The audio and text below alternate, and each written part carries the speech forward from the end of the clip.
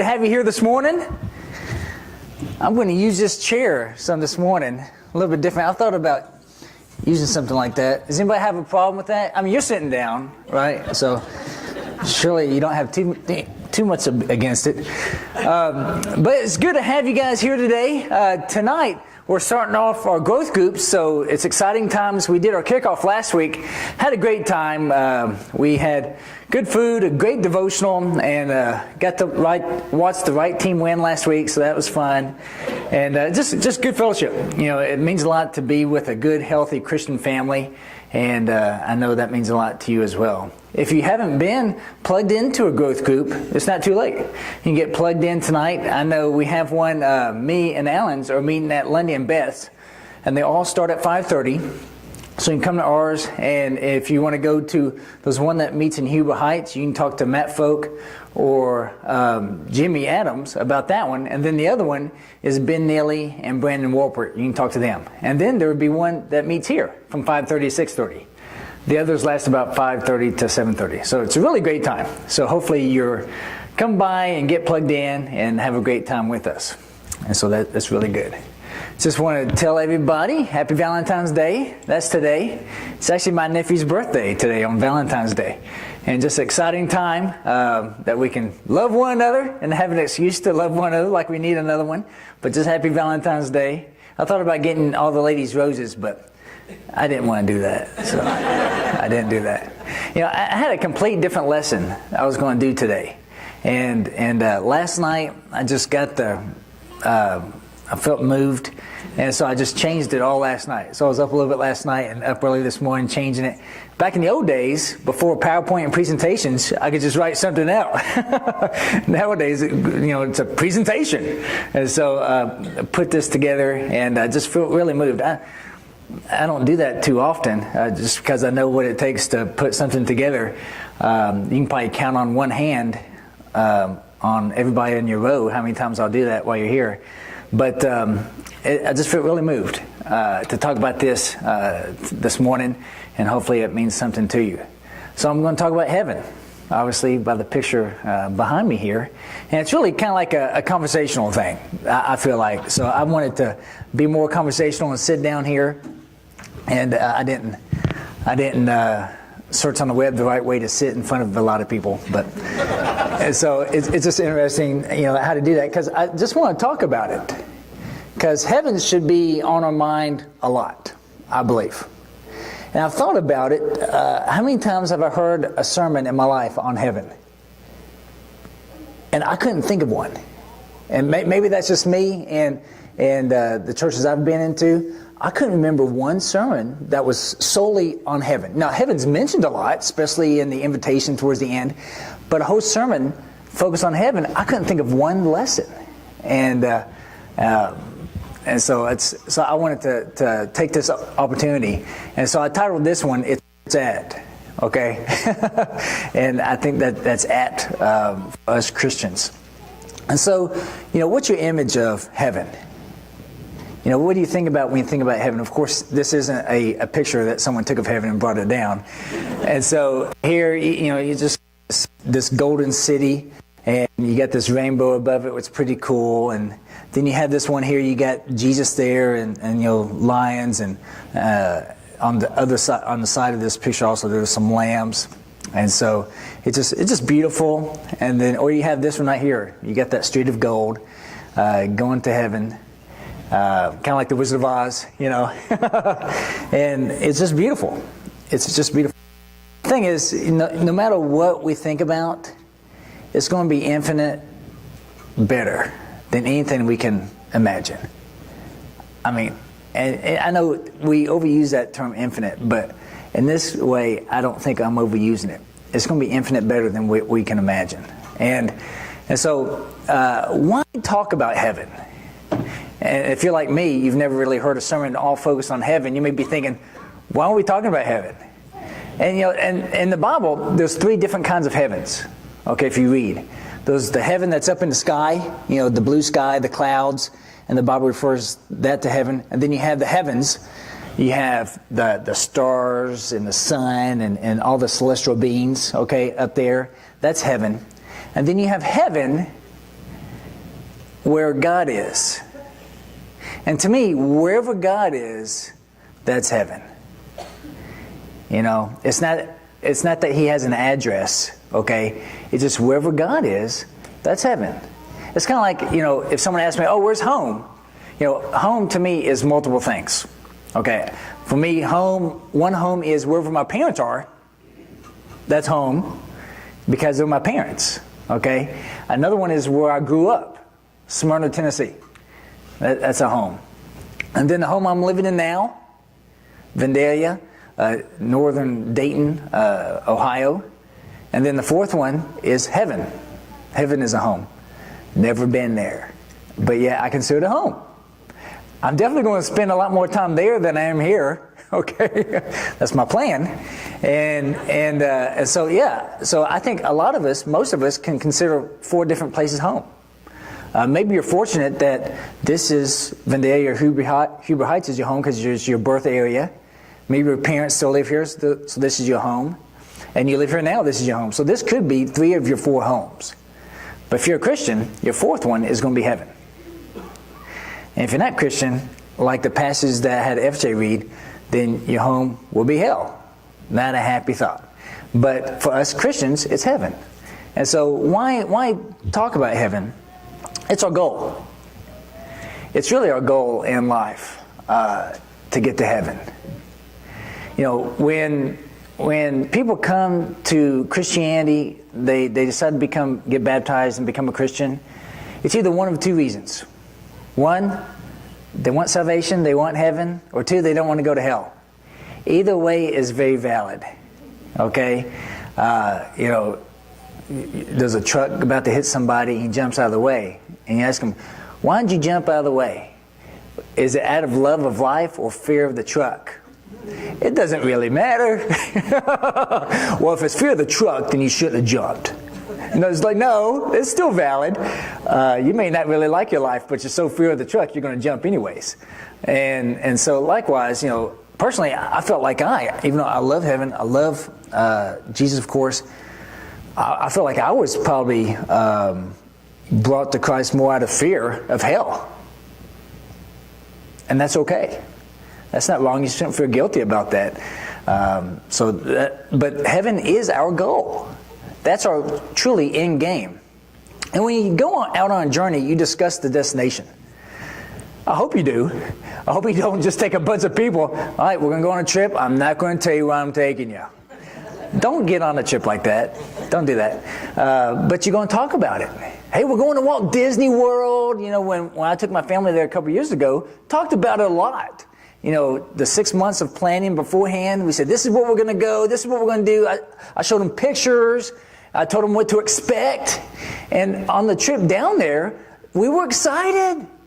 And when we got there, it's almost like we've already been there for a few months because we've been talking about it for so long. You know, and so the hotel there and the rides, on the way back, we talked about what a great time it was, how it far went past our expectations. Now, if I do that about Walt Disney World, why wouldn't I do that about heaven? But yet we don't talk about heaven a lot. We don't talk about heaven with one another, and I wonder why. But another reason why I talk about heaven is how else will we talk people into going with us? You know? And it's hard to convince people to go to heaven if we don't have an idea of what heaven is. You know, if you're going to sell somebody on a trip about a destination, you better know something about that destination. You should know something about the ups and downs about going to a destination like that. And when we were going to Walt Disney World, I definitely told the kids, this is a long drive. When we started, I said, we're not going to get there today. We're going to start today, but we're not going to get there today. Be sure that you can tell people about it. So you need to know what to expect. You need to know what you need to communicate with other people. And finally, it really should be on our mind and heart. For us Christians, it should be right there. Heaven should be so enticing, so invigorating. It's on our mind and heart constantly, easily to access. And so why don't we talk about heaven? And I think some of us doubt, whether it's real, or doubt that the description that we see in the Bible, particularly in Revelation, that I'm going to get into in a little bit, we just kind of doubt that. We don't want to, maybe we're afraid to believe in it. It's too good to be true. It's definitely if you've had a lot of disappointments in life. Have you ever gone to a movie and you had so much expectations and then you're disappointed? But heaven's one of those places you can't do that. It is going to be infinitely greater than we can imagine. Okay? Or we think that's not what the gospel is about. It's about salvation. It's about getting away from your bad life here. But I think it is what the gospel's about. The gospel, but we don't include it sometimes in our gospel. The gospel is just getting away from the bad person that you are without God and becoming good, getting salvation. But heaven, once again, is the goal. Heaven is that thing that is so enticing, so attractive, that it should be one of the great selling points in becoming a Christian. Some people, I've heard Christians tell me this. They say, it sounds boring. After 10,000 years of singing some of the songs, I think I'm going to get tired of that. And, I was like, well, I don't think that's heaven. And I'm going to be talking about heaven periodically, while I'm here. And so I'm not going to talk about everything, of course, about heaven, but it's going to be so exciting. I mean, to think that heaven's got 12 gates. And what are gates for if not going in and out of? There's going to be travel, there's roads, there's food, there's trees that bear fruit every month, there's water, there's a river. It's going to be exciting. Okay, once again, we can't understand it. It's just so amazing. And so hopefully you'll get enticed with it, with how I'm explaining it too. And we don't know that much about it. I think that keeps us from talking about it and trying to get people excited about it.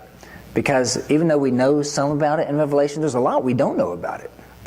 How much interaction are we going to have with Jesus and God, and how's the Holy Spirit going to be there?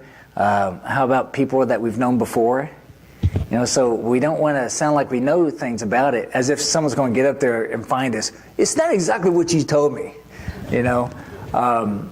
If you're like me, I had a lot of questions growing up as a kid, and I had a lot of questions, that I think my parents actually honestly got tired of answering my questions. And they told me, why don't you keep a list and you can ask God when you get older. It's really smart. I thought they were probably saying, oh, that's a really good idea. I think they just thought of that I would stop asking them questions. And I remember I was keeping that list when I was a little kid. And one of the questions I put on there is like, why do grasshoppers hop? Why do they have to hop to get from one place to another? And that's not a question I would ask God right now, but maybe I will. But just sitting down and be able to talk about everything is amazing. So don't worry about it if you don't know everything. Talk about what you do know. I'll encourage you to do more research, to study about heaven. And so I do want to talk about this morning what to expect. Because maybe if you don't know that much about heaven, I want to give you a taste of it. Okay? And Revelation, I don't do a lot of teaching Revelation. Most of the teaching I do in Revelation is the first 3 chapters and the last 3 chapters. And so this is going to be out of Revelation 21 mostly here. So Revelation 21, 1 through 4 says this. Then I saw a new heaven and a new earth, for the first heaven and the first earth passed away, and there was no longer any sea. And I saw the holy city, New Jerusalem, coming down out of heaven from God, made ready as a bride adorned for her husband. And I heard a loud voice from the throne saying, Behold, the tabernacle of God is among men, and he will dwell among them. And they shall be his people, and God himself will be among them. And he will wipe away every tear from their eyes, and there will no longer be any death. There will no longer be any mourning or crying or pain. The first things have passed away. That's exciting to me. That God is going to be there with us. No longer will we just pray to God or think about God. God will be there. Amazing. Moses saw the back part of God, right? But he not face to face, because he was so perfect, so glorious, couldn't withstand it. And so a new place, a holy place, will come down. a brand new place. And it'll have that fresh city smell. Okay? And we'll be able to live there, which is amazing to me. And this is a real city. It's not just, to me, this isn't like a poetic way to describe something like we see sometimes in Psalms. I believe this is literal, okay, what we're reading here. This is a new city. It's a new place. And it's our city. This is our city that's being described here. And no more tears or pain. Isn't that nice? I know in the last week and a half, the 3-day bug has been going through our congregational family here. You know, some people aren't here today because of it. And so, no more illness like that. No more tears. It's hard to conceive, but it's true. No more crying, and it's going to be so good. Just the idea that God's going to be there is a great selling point.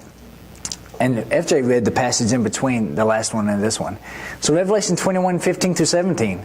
The one who spoke with me had a gold measuring rod to measure the city, and its gates and its walls. The city laid out as a square, and its length is as great as the width. And he measured the city with the rod, 1,500 miles. And maybe some of your versions says 1,200 stadia. Its length and width and height are equal. And he measured its wall, 72 yards. That's the width. According to human measurements, which are also angelic measurements. Okay? It's interesting. So these walls are 72 feet thick. Huge. And this idea of 1,500 miles, okay, width both ways and height. And so looking at this here, this is how big it would be. All right, that yellow cube there is the new city where we're going to live. And you can see underneath it, that's the United States of America. Pretty big place. Because people say, well, how is it big enough to house everybody? I mean, look at this. This is a cube. Okay, so you go from, past Tallahassee, Florida. All right, looks like that. John, is that to Phoenix yet over there? It's close to Phoenix, and so it's most of Texas, and it goes to the north part of the United States of America. Okay, huge, and it's that high as well. There's going to be enough room for you. Okay, and this is the city. This is just the city. Can you imagine the world where this is going to be? You know, and heaven doesn't even go into this. You know, the part that FJ read, that the angel took John to a high mountain. Not the mountain, but to a high mountain so he could see it. So there's mountains there. Okay, once again, the city has gates. And I know exactly how these gates are in the city. You know, they're different up high, you know. But each gate is like made out of a single pearl, which is amazing to think about. Just imagine that clam. And so this city is just mammoth. All right? And this is home. This will be a home. And so it's just hard to comprehend how great it's going to be. But it's going to be. I hope you believe that. This is true. This is going to happen. And the life that we live here, it's all you know. I know your life, whether you're 15 or 115, that time is all you know. But the time after this life is infinitely more. I mean, it's without end. But it's all decided on this little part right here. And it's so amazing that this life is us buying the ticket of where our home's going to be. That's how I look at it. The way we live our life, decisions we make, and who we decide to serve in this lifespan is a ticket for the rest of the ride, for the life that we live, for the home. And you decide that. You know, you don't have to blame anybody else or depend on anybody else. You decide that for yourself. And so the last passage here I want us to read from Revelation 21. It says, "And the city has no need of the sun or of the moon to shine on it, for the glory of God has illumined it, and its lamp is the Lamb. The nations will walk by its light, and the kings of the earth will bring their glory into it. In the daytime, for there will be no night there, its gates will never be closed, and they will bring the glory and the honor of the nations into it. And nothing unclean and no one who practices abomination and lying shall come into it, but only those whose names are written in the Lamb's book of life. There is a book of life. And, I hope each one of your names are in it. But once again, that's up to you, whether you decide that or not. And so God's glory will be our light. And amazing. There is no night. It's daytime all the time because God is always there. And we see that, right? When Moses was with God and he came down from the mountain and he glowed. He glowed. Not from his own being, but just being in the presence of God. And because God, He's light everywhere, I imagine we will glow and be light as well because we're there with God.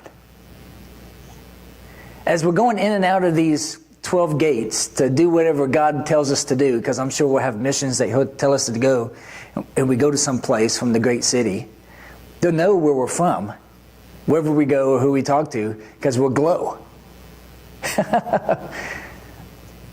It's just amazing. It sounds like a science fiction movie. But this is what's going to happen. This is how life is going to be in this great heaven. And it's being faithful to believe this is going to be true. If you say it's not true, it's not going to happen, well, you're doubting the Word of God. Because He's saying it very clear and straightforward. And nothing profane or vile will be there. Whew. Good. I guess there's not going to be TV there. So nothing profane or vile will be there. And isn't it great peace to know that you have security? In heaven, you'll have complete security. Nothing will be able to harm you. Nothing will be able to touch you because you've got the best protector. Better than any ADT security system, this is God. And just the idea that it's glowing. I mean, He brings the light. Is just amazing and beautiful to me. And so, why I talk about this today, I always moved emotionally. I was listening to different songs last night, and I just got moved by a particular song. And I cried. And I'm not a crier, but I cried thinking about it. How great it's going to be. And it's been a while. It's just because I get so busy. I get on things I'm doing with my family, with work, with life. And it's just been a long time since I really thought about heaven and how great it's going to be. And I felt embarrassed, to be honest. I felt embarrassed and ashamed that it's been so long since I thought about heaven. My goal for this whole trip, this journey that I'm on, and I haven't even been thinking about it. And I haven't really even talked about it in the almost 2.5 years I've been here. I haven't really talked about it in depth. And I was embarrassed when I thought about it. I'm sure that added to my crying a little bit. And we need to understand where we're going. That needs to be part of our energy. That needs to be part of our motivation, our vision of everything that we have. And so then I was convicted. And the flu has gone, or the 3-day bug has gone through our family as well. And R.C. and Stephen were still getting over it yesterday, and they were sleeping. And Ida Rose came to me. She can crawl out of her crib now. She just learned that. It's exciting. And she came to me and said, I want to tell Mommy something. I said, can you wait until tomorrow? And she's like, no. I was like, how about I record it on the phone and I can show it to her? Because I didn't want to wake up R.C. And she grabbed my chin and looked at me, because I do that to them. Grabbed my chin and looked at me. She says, it won't wait until tomorrow. And so we went and woke up R.C. And that just touched me even more. It's like, how can the message of heaven wait till tomorrow? Wait until later. I get emotional a little bit. Think about it now. And when you think about family and friends, how can it wait? to share your destination, the best place possible, greater than you can imagine. How can that wait? And it moves us, and it challenges us. So then I prepared for this lesson.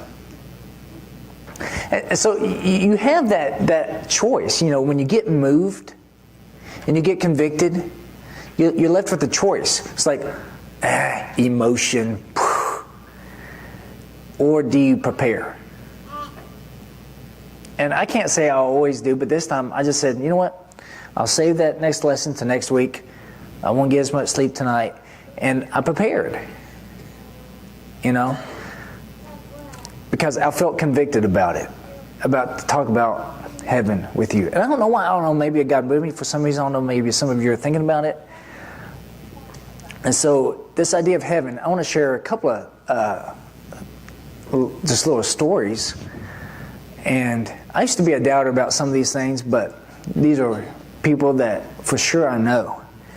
And one of my secretaries of my last place I was at had an uncle who passed away, and he was out, in the hospital, completely drugged up so he couldn't feel the pain.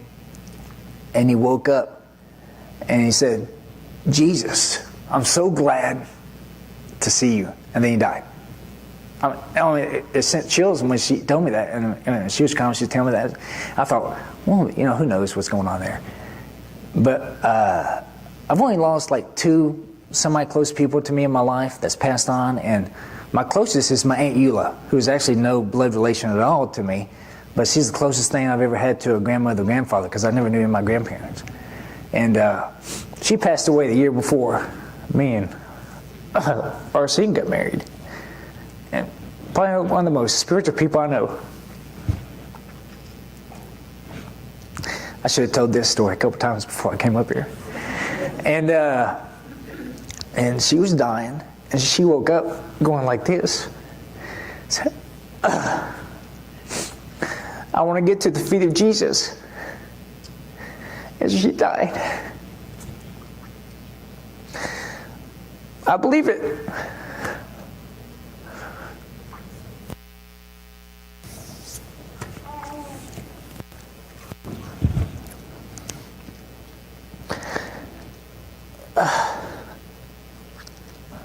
And I believe she's there waiting on me.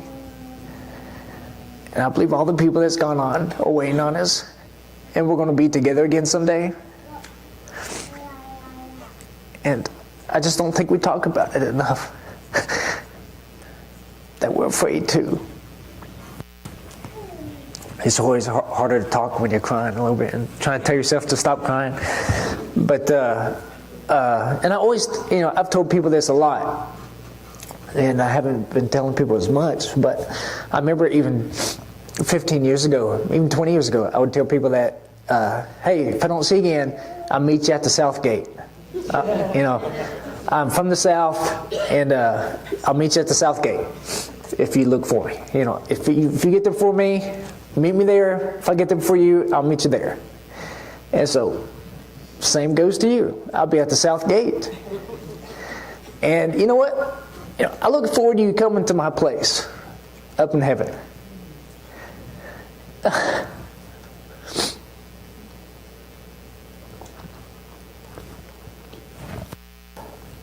I just believe it. And if you haven't made that decision, it's real. I just want you to think about it and pray about it. And for you that have, it's so exciting that we're going to be there. Some of you are closer than I am about getting there, and I know you're excited. I'm closer than some of you, and I'm excited. And so I just want us to talk about it. And so let's go ahead and sing a song.